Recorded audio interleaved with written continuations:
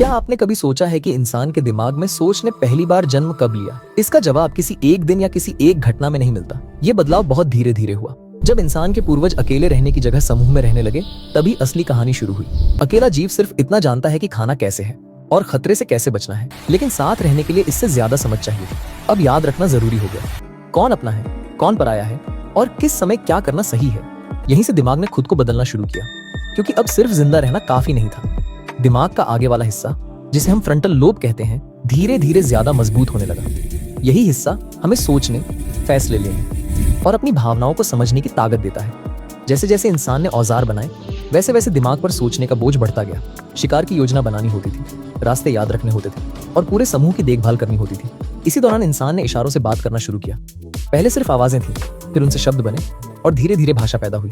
भाषा ने इंसान की दुनिया बदल दी। अब ज्ञान एक इंसान तक सीमित नहीं रहा, वो एक पीढ़ी से दूसरी पीढ़ी तक आगे बढ़ने लगा। समय के साथ इंसान ने प्रकृति को सिर्फ सहना नहीं, बल्कि समझना शुरू किया।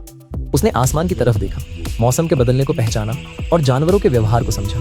यही जिज्ञासा धीरे धीरे गहरी सोच में बदल गई। इंसान ने सवाल पूछने शुरू किए, सूरज क्यों उगता है, मौत क्या होती है और हम यहाँ क्यों हैं? यहीं से चेतना यानी होश की शुरुआत मानी जाती है। जब इंसान को यह एहसास हुआ कि वह सिर्फ जी नहीं रहा, बल्कि अपने जीवन को समझ भी रहा है।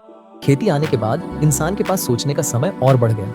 अब हर दिन शिकार जरूरी नहीं था, तो दिमाग समाज, नियम, कला और विश्वास जैसी चीजों में लगने लगा।